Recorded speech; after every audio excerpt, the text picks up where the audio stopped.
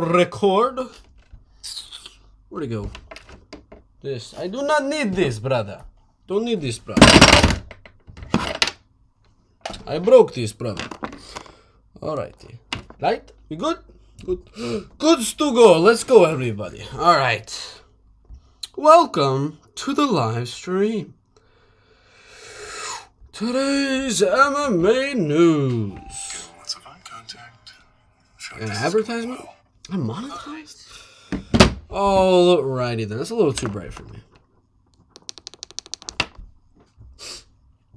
Okay.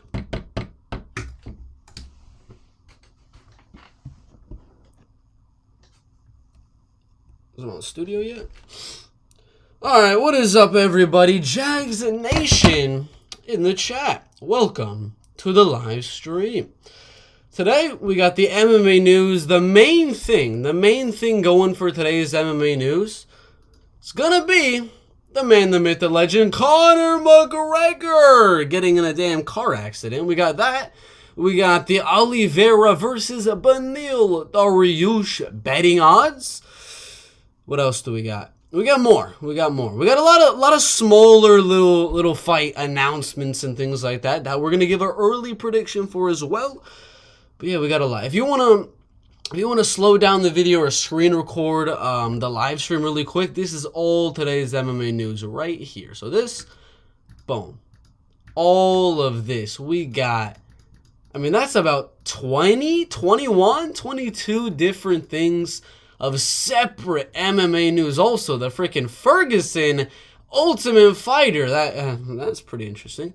Marlon Vera, and then we got the betting odds for Beneil Dariush and Charles Du Bronx Oliveira. What is up, Mark Casa? Email Mason. Welcome to the live stream.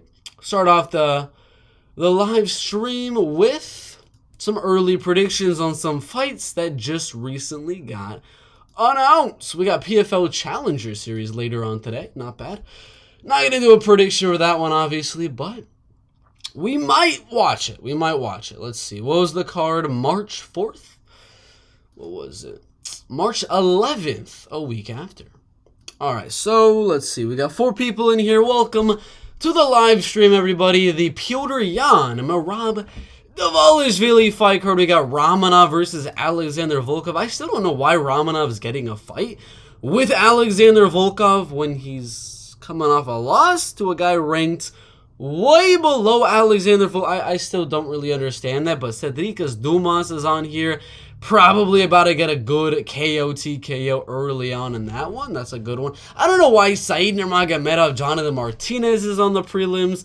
I don't know what Rafael Assunção, Kyler Phillips is doing on the prelims, but I mean, if these are the prelims and they're actually trying to make more of a main card, goddamn, these prelims are looking pretty good. So we're going to give an early prediction for some of the ones that just got announced. So first thing is first, in the featherweight division, Ricardo Ramos, 16-4, is coming back after a pretty lengthy layoff from competing inside of the UFC. Gonna be facing Austin Lingo, pretty underrated guy in the UFC's featherweight division, beating Luis Saldana, Jacob Kilburn, Solo Hately Jr., Angel Luis Cruz, and only losing to Youssef Zalal. He's 28 years old, a little bit taller, but not as lengthy as Ricardo Ramos. Ricardo is pretty up and down inside of the UFC. He wins one, he loses one, he wins two, he loses one, he loses one, he wins one. I mean, he's just an up and down career inside the UFC. Only losing to Said Nurmagomedov, top 15 featherweight. Lerone Murphy, a guy that's probably going to be in the top 15 and is undefeated in MMA. And then Zubaira Tukhugov, while beating some solid guys like Ayman Zahabi, like Kyung Ho Kang, Bill Algeo, Danny Chavez, and some other guys earlier on in his career. It's going to be a good fight in my opinion. The striking, I would actually give the advantage to Ricardo Ramos. He throws out a lot of crazy attacks every now and then. Austin's probably the better striker, but with those explosive movements and crazy strikes that Ricardo is going to be throwing, he should win the fight on the feet, mixing some takedowns. I'll go Ricardo Ramos with the decision. So we got 50% saying it's going to be a finish, 50% going decision. My early lean here is more towards that decision. What do y'all think? Austin Lingo or Ricardo Ramos. Next one, believe it was the Vitor Petrino one. Let's see which one was the Vitor Petrino in the light heavyweight division. Vitor Petrino 7-0 as an MMA fighter, taking on Anton Turkalj, who just got his first ever loss to a goddamn killer in Jailton Almeida right there. Before that was on a streak, winning on Dana White's Contender Series against the guy that actually beats Jailton Almeida, which is absolutely insane. Anton is very tall, very lengthy for this light heavyweight division, but he's going to be taking on a powerhouse in Vitor Petrino with all wins, coming by KO TKO in round number 1, round number 2, except for one against that Wharton Apollo-Kawani right there. And if I'm thinking about a guy like this, he's never been KO'd in his MMA career. The only man to finish this guy is the guy that just knocked out freaking RoboCop at UFC 283. So Vitor Petrino, you know he's got that finishing ability. Anton, coming off that finish loss, he's long, lengthy. The striking of Vitor Petrino is just going to be so much better. But Anton Turkalj's grappling and wrestling is going to be a lot better as well, so it is a tough one. 64% going Petrino with the TKO. A lot of people on Turkalj to get maybe a decision or submission. I think it's a pretty 50-50 fight, but I'm going to leave Vitor Petrino for a second or third round TKO. I think Anton survives round number 1 by mixing in some takedowns, controlling the fight on the ground. Then Vitor is going to figure out how to defend those takedowns and catch the chin of Anton. It is a good fight. Could see some dominant grappling, or we could see a devastating TKO. I'm going to go devastating TKO. Vitor Petrino. Put your predictions down below. That's a lot of rhyming right there. Good fight. After that one, I think we have Connor Koshin Tough. I don't know if it is going to be Michael Chandler, because we did hear it was going to be someone else. So I'm not too sure. We do have another one. Is this also on March 11th? Jeez. Hey, buddy. Hope school's doing good. It is indeed. We got an A in both of my 2 classes. If you're wondering why it's only 2, I got 2 classes in community college. I'm a junior in high school right now, but not doing too good in the community college ones though. I got like B's in those. Have you ever heard of Nate? No, I'm not saying that. Pacey Sinclair. I'm not saying you're not gonna get me. You're not gonna get me. I'm too good. I'm too good now. All right. Next one, we got another one that has been announced for this UFC fight. A lot of good fights getting announced on this one in the Bantamweight division. Tony Gravely and Victor Henry in the Bantamweight division. Victor Henry, I mean, came onto the UFC scene out of nowhere, kind of. Not a lot of people really knew him from his Japanese fights over there on Lights Out promotion and then Rising and things like that. Then he came in to the UFC in a fight where he was heavily the underdog against Ione Barcelos. He went out there and destroyed Ione Barcelos, outstruck him for 3 straight rounds, and looked absolutely amazing in doing so. So people were like, all right, let's give this man a guy in the top 15 in Rafael Assunção. He's not in the top 15 at the time he fought, but he's a former top 15 fighter in this weight class. And Victor ended up kind of getting destroyed by Rafael Assunção there. So I mean, he's 1-1 in the UFC, but Rafael Assunção and Ione Barcelos, those are some solid guys in this UFC bantamweight division. Tony Gravely fighting some, really iffy fighters early on in his UFC career. I believe he was the CES bantamweight champion, if I'm getting that one right. Yes, he was. Came into the UFC in 2020, lost to Brett Johns, a very good jiu-jitsu type of guy, good submission skills. Was able to beat Montel Jackson and only lose to Aljamain Sterling, the champion. Pedro Munoz, top 10 bantamweight. And then lose to Danny Sabatello, who's just a nightmare matchup for Brett Johns right there. After that, Tony Gravely got a close decision on not the best guy, Geraldo de Freitas. Knockout win on Anthony Burchak. Lost to Nate Maness and then lost to Javid Basharat while beating Simon Oliveira, who's 0-2 inside of the UFC, and Johnny Munoz Jr., who is 2-2 inside of the UFC. So he really does not have the best wins inside of the promotion. I mean, he beat a guy that's not in the UFC anymore, who inside of the UFC went 1-2. He He beat Anthony Burchik, who inside of the UFC went 2-4. He beat Simon Oliveira, who, like I said, is 0-2. And then Johnny Munoz Jr., who is 2-2. So he is beating some okay guys in the UFC, but none of them are really super high caliber type of guys in this bantamweight division. And every time he gets that step up in competition, like he did in Brett Johns, in Nate Manez, and in Javid Basharat, he really does not look good in a lot of those fights. This is a close one, getting announced for March 11th of 2023 on the prelims of Yan versus Dvalishvili. Tapology going Henry. Such a close one in my opinion, but I'm gonna have to go Henry here. I believe this is gonna be a striking match. Henry's gonna out-volume him. It's just Gravely. This seems like one of those fights where it could come down to the takedowns of Gravely or the lack of takedowns of Gravely. So we shall see. Put your predictions down below. Early one for me, Victor Henry, 29-28 decision. Very close fight though, indeed, in the bantamweight division. Next news topic. No! Alright, we're going to talk about that in a little bit. Bert, thought you died. I never get notifications for your content. Yeah, let me speak about that. Alright. Let me speak about that really quick. So let's go trackwrestling.com, or let's just look up Robert Teles, because that's me. That is me. Robert Teles, the wrestler right here. Alright. I have been gone from making MMA videos, from making UFC predictions and things like that for quite a gosh dang while.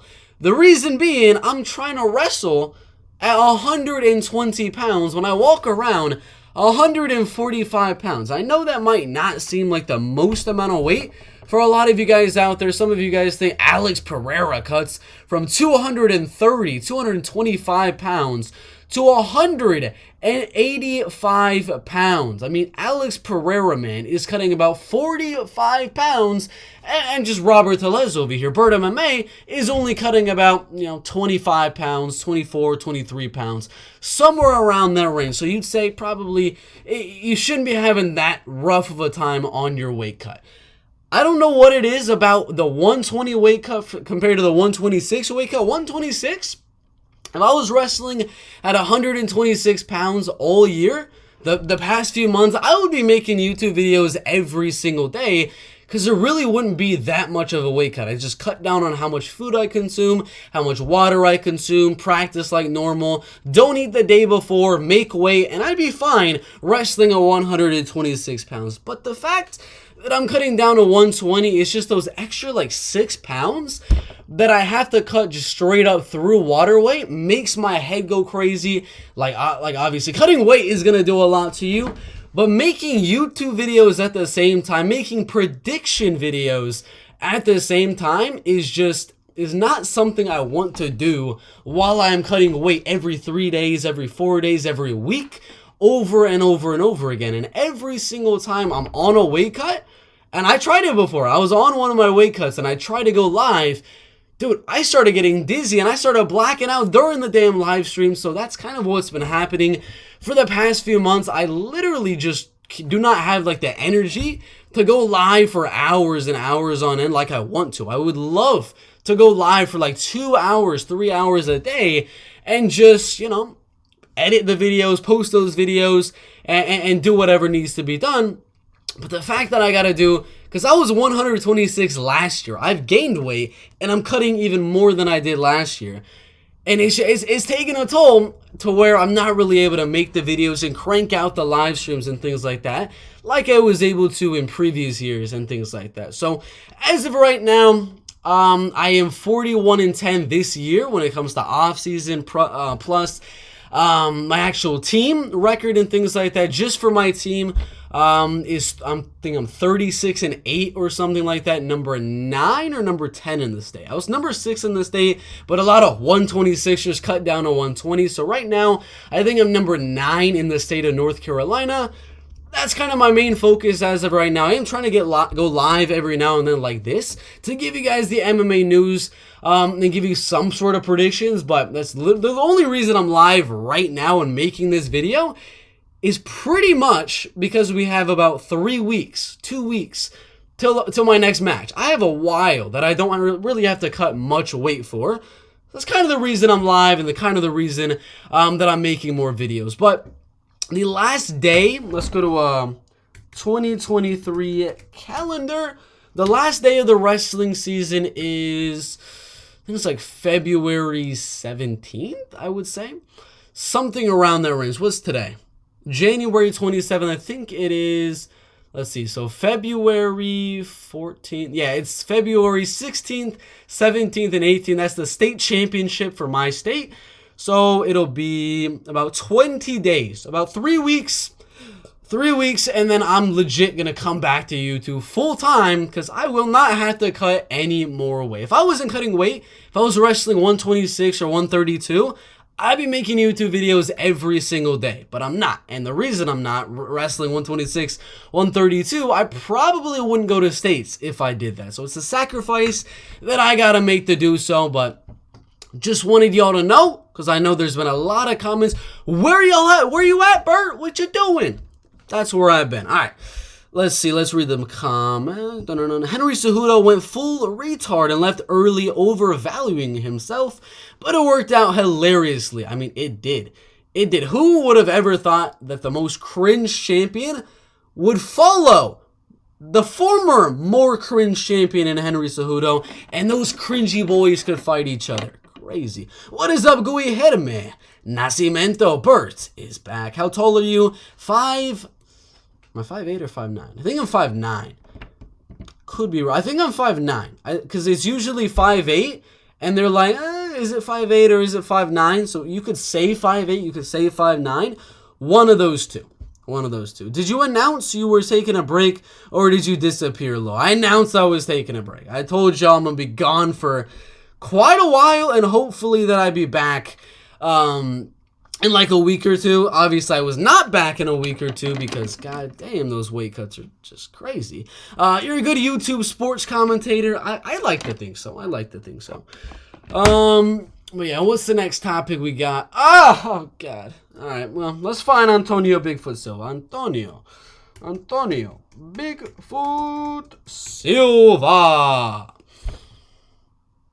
Tapology, where is that at? All right, we go on to the heavyweight division. Former UFC heavyweight fighter, Bigfoot Silva. And I preface this with, god dang, this is a horrible, horrible idea. He's going to get killed. Please, no, do not make this happen. But I'm going to finish this up. Bigfoot Silva seemingly teases a move to the UFC's Power Slap League. There is not a human being on earth who could survive my slap. Oh, God. Antonio, you could have the best slap of all time. You're going to have to get slapped too. You're not the only one slapping. You get slapped as well. And basing it off of your last few fights, I'm talking 1, 2, 3, 4. I'm going to count for a while. 5, 6, 7, 8, 9, 10. You are on a 10-fight losing streak with 9 of them being KO TKOs in round 1 or round number 2. I don't even know a lot. You have 1 loss by decision. Everything else is a damn TKO. No submission losses. 1 decision loss. Everything else is a damn TKO. And you want to join the freaking slap league? Silva, what are you doing, man? What are you doing? Please, all right, everyone in the comments, pray for Bigfoot Silva. Pray that the UFC does not give this man an opportunity to get himself killed in the damn Power Slap League. This is a horrible, horrible freaking idea. Absolutely horrible idea. Put your thoughts down below. Is Antonio Silva going to actually try to become a slap fighter? Or is Dana just going to be like, all right, that's way too far. We're not letting that happen. Put your thoughts down below. God damn, it's a horrible idea. That is not good. YouTube Shorts get monetized February 1st, Bert. That is interesting. I do like I do like the sound of that. I probably will make some YouTube shorts then. If they're monetized, YouTube shorts get a lot of views, so, you know, why not? Quick MMA news reaction videos on the YouTube shorts, why not? Why not do that? Alrighty then. UFC 288. Is this the first fight for UFC 288? I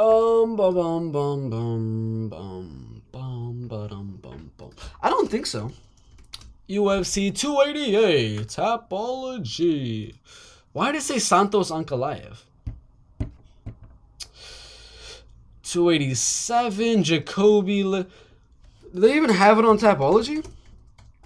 Charles do Bronx Oliveira. Oh, I spelled that wrong. Oliveira. There's another Charles Oliveira, a welterweight from Britain maybe. Wow, they didn't even put it on here. That's interesting. All right. What is up, Josh Amoni? Welcome to the live stream. We go on to the lightweight division. Charles do Bronx Oliveira taking on Beneil Dariush. Maybe. It's targeted. It's not 100% for sure that this is going to be the fight to be made in the UFC lightweight division, but this is the fight they want. This is the fight Beneil Dariush wants. This is what the UFC wants, and I'm assuming this is what Charles do Bronx Oliveira wants. Is it going to be the main event? No. It's on UFC 288. It's a pay-per-view.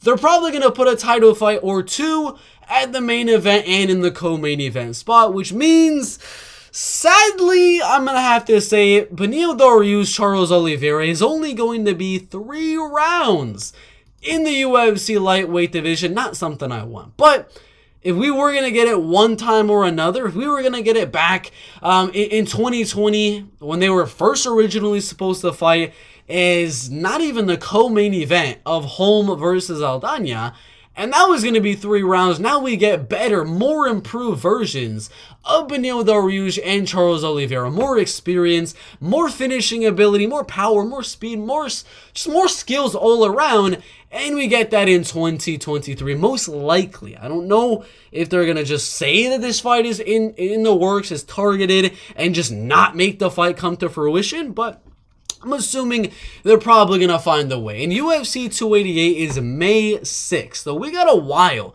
January, February, March, April, May. We got like 3.5 to 4 months around that range until we're going to actually see a potential Oliveira-Beneil Dariush fight. I know Oliveira wanted to take a little bit of a break. That's why he wasn't at UFC 283 fighting Beneil Dariush, because those were all the rumors a little while ago, was Oliveira is going to be at UFC 283 against Beneil Dariush in his comeback fight. But Oliveira needed some time to compose himself, get back to training, work on his striking, work on his submission defense, and overall improve as an MMA fighter. And now it's looking like it's actually going to happen. Now, prediction-wise, I got Beneil Dariush by decision. Put your thoughts down below. Is this the fight to make? And who wins and why? Comment down below. It's a banger, though, in the lightweight division. No, Glover. All right, we go on to the light. Is this the lightweight division? They'll probably make it the welterweight division, I'm gonna be honest. Probably make it the welterweight division. But we go on to the lightweight, welterweight division, whatever the case may be. Tony Ferguson with another very weird tweet, but this one has a lot of context to it. The notorious Conor McGregor posted earlier yesterday that he is going to be on The Ultimate Fighter. Whichever they're going to do their next season in, maybe they do it 2023, 2024. I don't know when that next season is going to be for The Ultimate Fighter. I'd assume sometime in the middle of 2023. And Tony Ferguson just tweeted, I've been asked to coach on The Ultimate Fighter against old fathead or anyone of my choosing. If that can eat in some bish, wouldn't know Mac, what a blank, always ready anytime, anywhere, to the top, I choose McNacker. The notorious MMA Ewa Sheep, soon the mountain champ nerd K. I never know how to read a Tony Ferguson tweet, but Even though it was so hard to read, we got some good news out of it. Tony Ferguson taking on Conor McGregor on The Ultimate Fighter. Not official, of course. It's not 100% for sure that these two guys are going to be fighting on the next season of The Ultimate Fighter, but that is what it's looking like. If the UFC offered Conor McGregor it, they offered Tony Ferguson it, Tony has already said yes. McGregor will definitely say yes. This is a perfect tune-up fight for McGregor to get right back into the swing of things in the welterweight, middleweight, light. I don't know what the hell division Conor McGregor is going to come back in, but this does make a lot of sense here. What do y'all think? Who wins and why? And is this the best case scenario for the Ultimate Fighter, or would you have rathered maybe a Michael Chandler McGregor, a Jorge Masvidal McGregor? Put your thoughts down below. Alrighty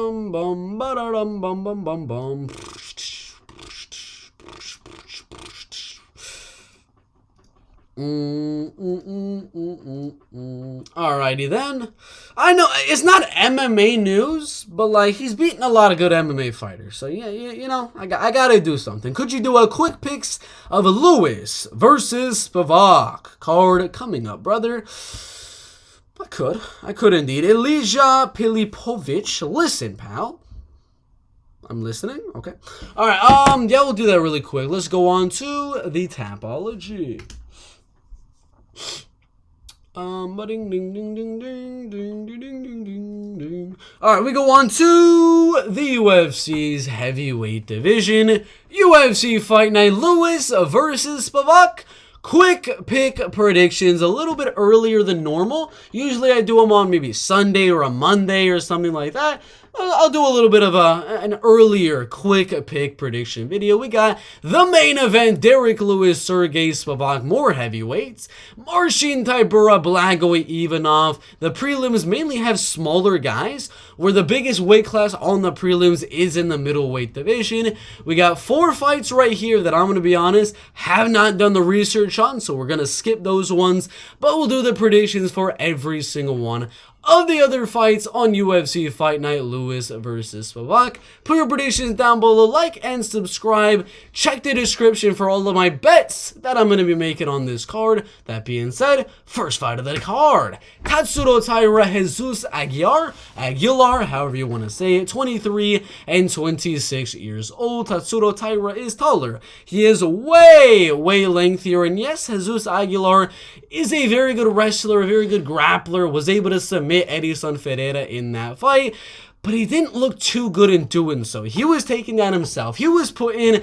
a lot of bad positions in that fight where his neck was exposed. I mean, obviously, he ended off winning by guillotine choke submission, but a guy like Tatsuro Taira is much better on the ground than in Edison Ferreira. I'm going to go Tatsuro to catch the neck. Last time he caught the arm of CJ Vergara. I think he catches the neck of Jesus Aguilar with a rear naked choke submission in round 1 or round 2. Dennis Tiolinen and Junyoung Park. I got this one going all the way. Junyoung Park is younger, not as tall, not as lengthy, but I do believe he's going to have slightly better striking. Not huge advantage on the feet.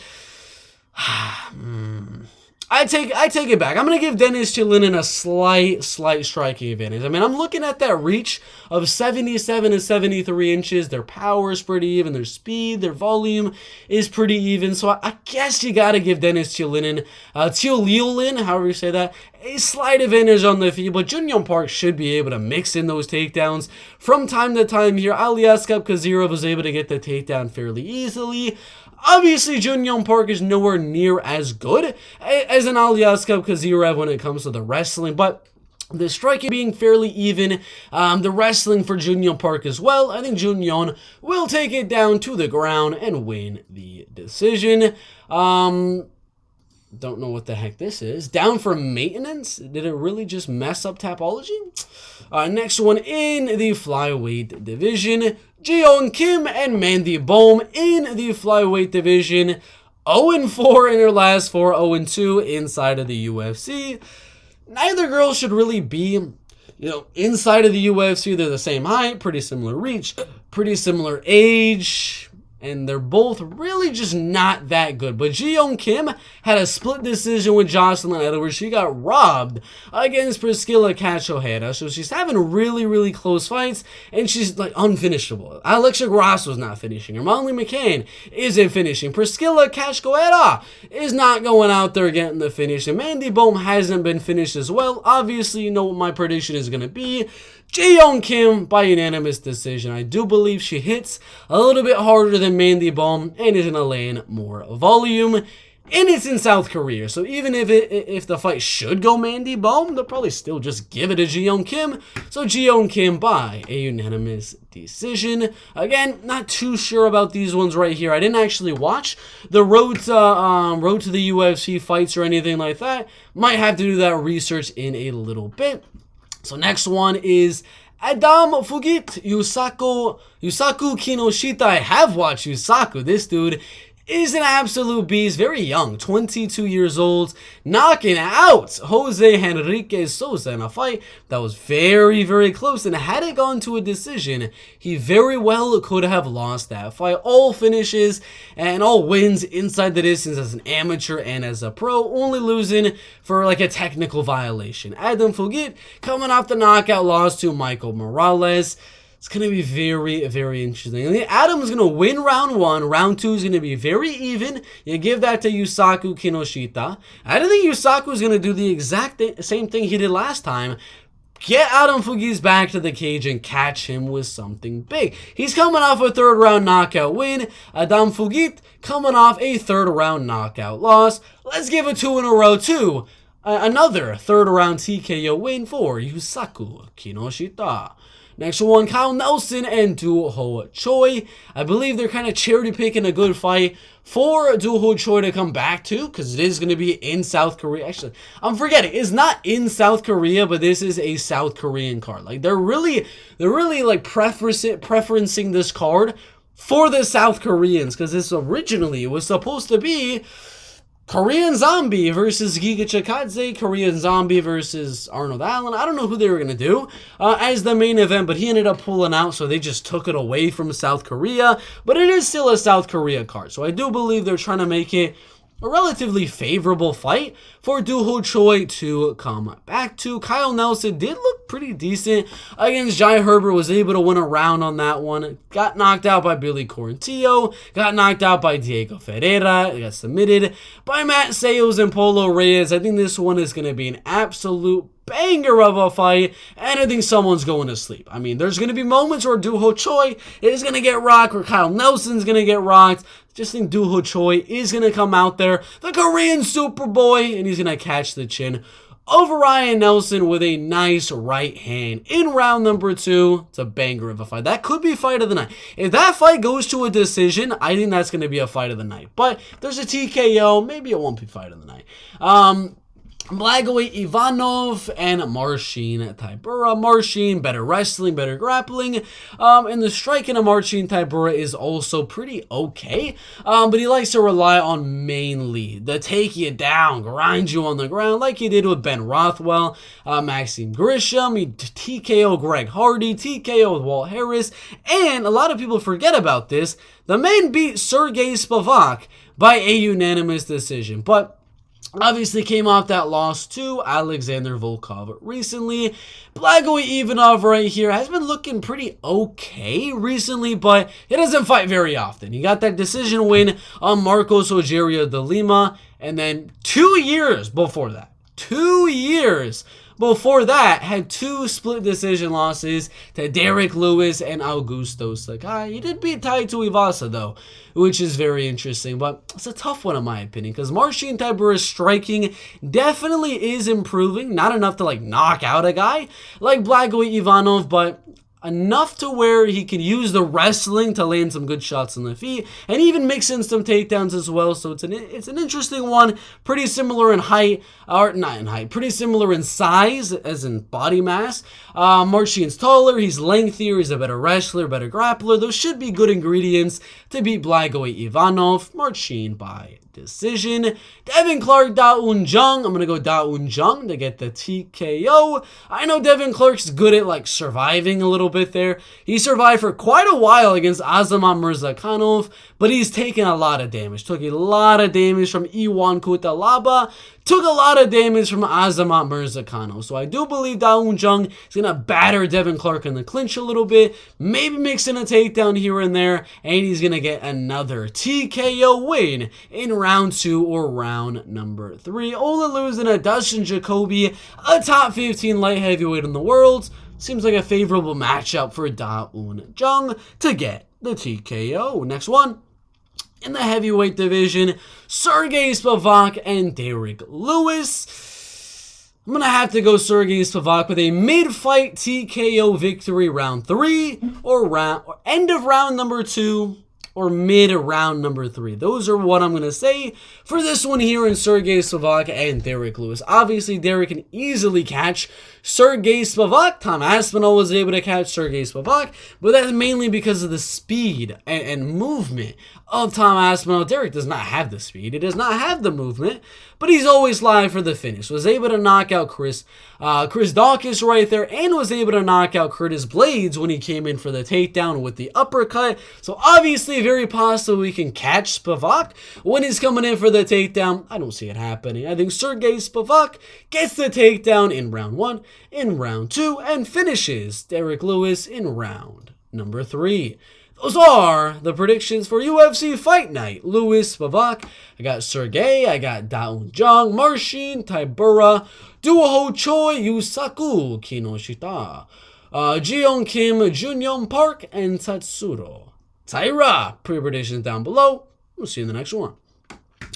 It's at the Apex, not South Korea. I realized that like midway through. It was originally supposed to be there. Isn't today a school day, Lamau? It is indeed. I do 2 periods from 8:30 a.m. to 12, I guess it would be p.m. So 12 p.m.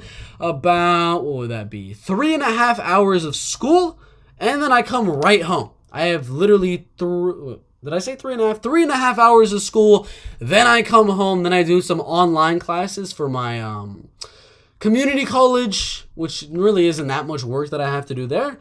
And that's it. That's the main reason I'm in community college, is so I can have time to come home, cut weight, and sometimes go live like this as well. What's up with the thumbnail? Is Connor about to fight Ferguson?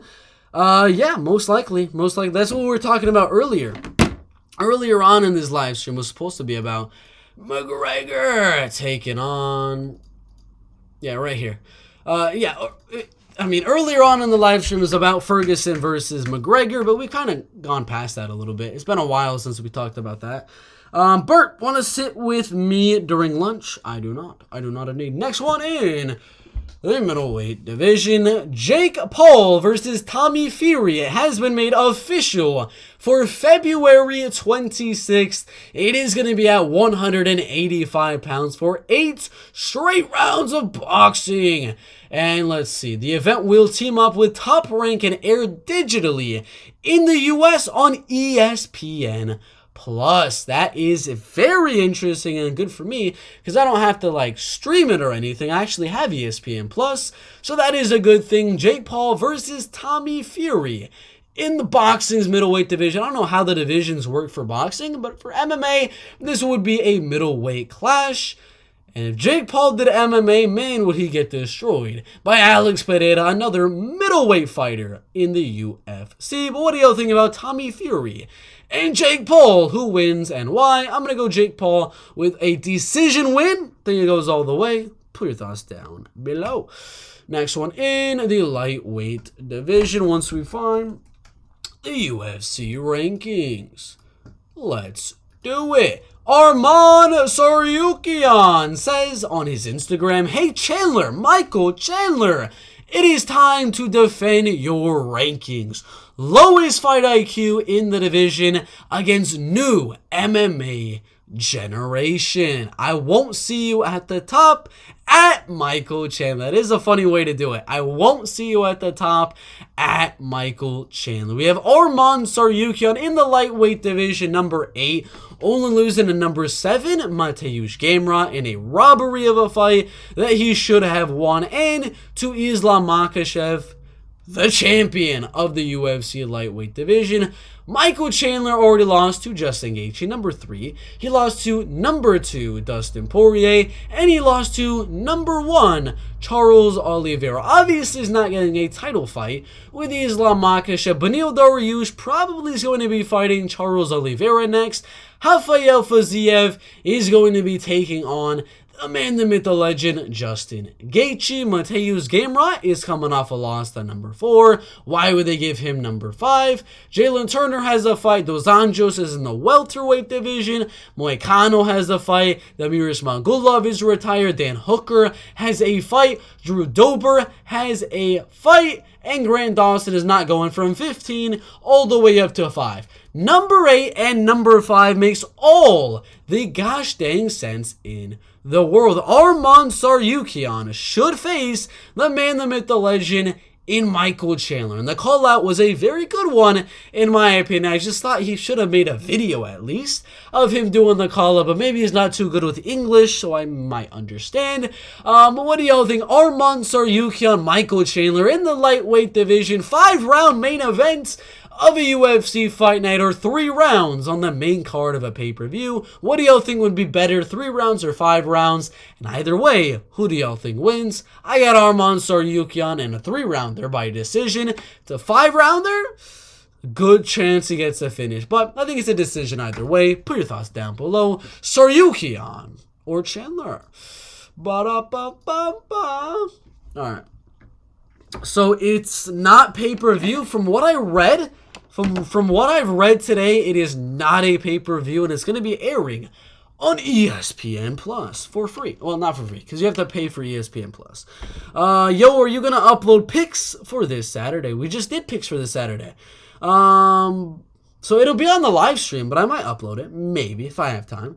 Thoughts on Guru almost banning Jags yesterday for always crying about race-related jokes? I don't know.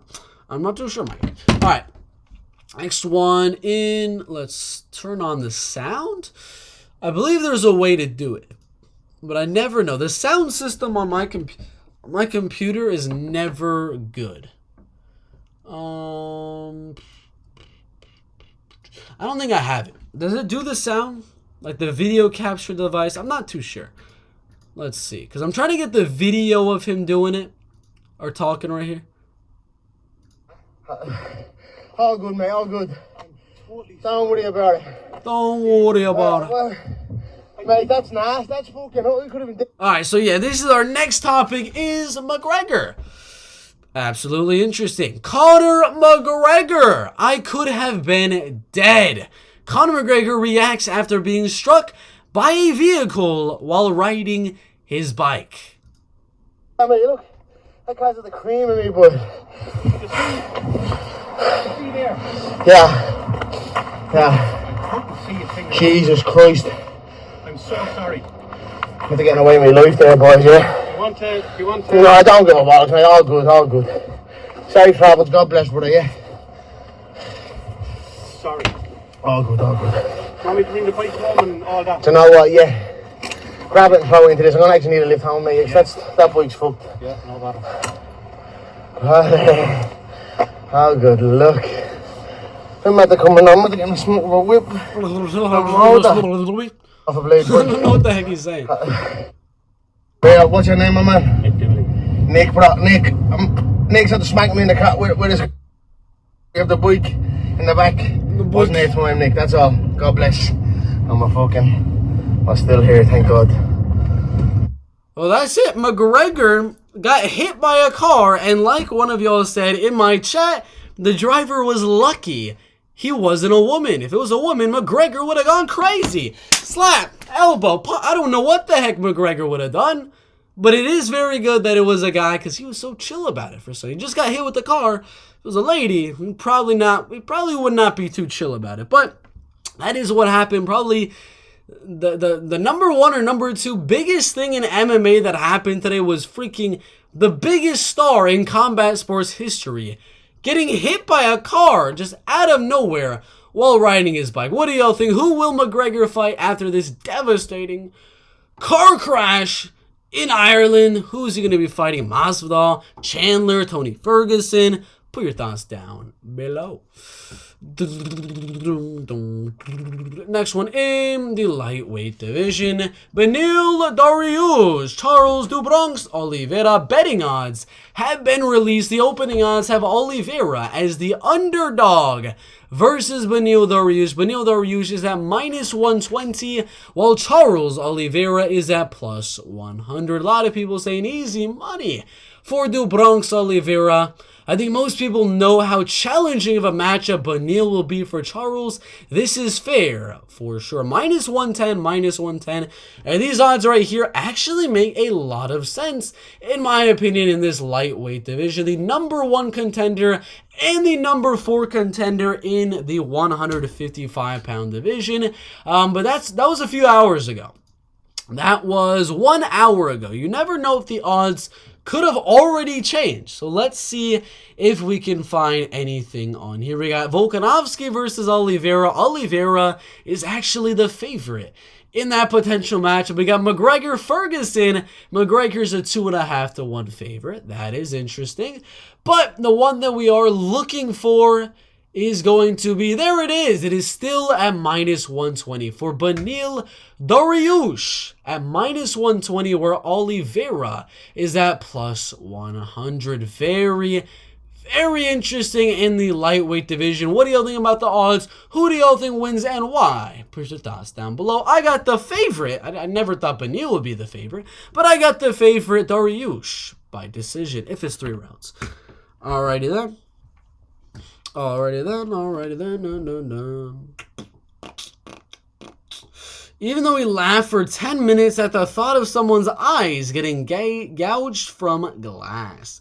You literally made up a lie about, what the heck? If the driver was a woman, McGregor would have felt more confident to start the fight. That is true. Nation, you cannot stop lying. I don't know what y'all are saying in the chat, but that is it for today's MMA news. We had a lot of news. And those of y'all that are just joining the live stream, we had the betting odds for Dariush and Charles Oliveira, with Beneil being the favorite. Some things that we didn't go over, we'll go over those ones as well right now, but we're not going to make those videos. Marlon Vera is saying, why is Umar Nurmagomedov not actually naming who is declining his fights?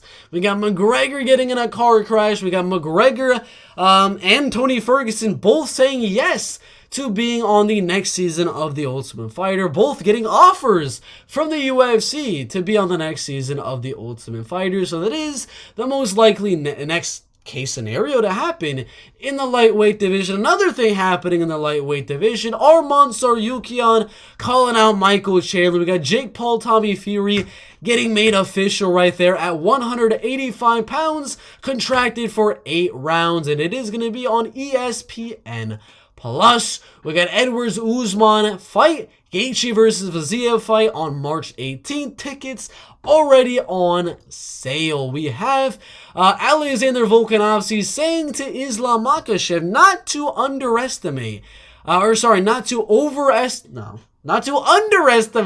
his size and his stature and how tall and how big of a fighter that Volkanovski is. We got Jamal Hill saying that he's hoping Yuri Prochazka, it is his next fight.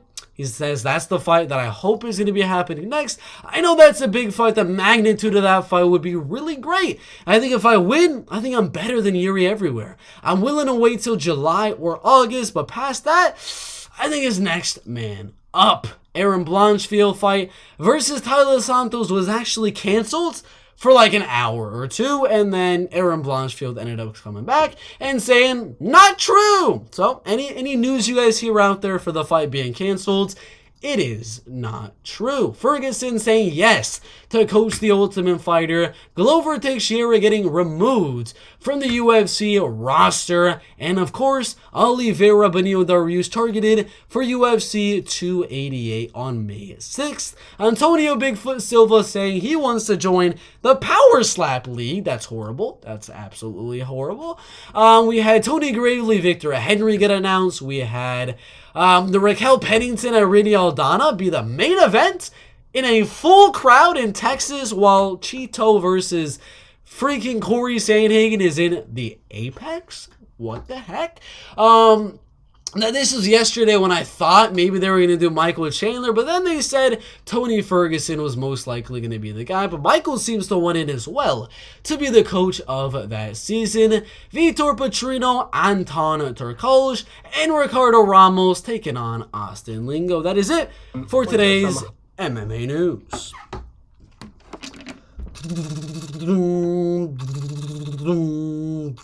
Almost banned by Bert. I don't ban nobody. I don't ban nobody, my guy. Never donates broke. Must be Jags Nation. Alright, thank you guys for watching this live stream. That is it for the MMA news.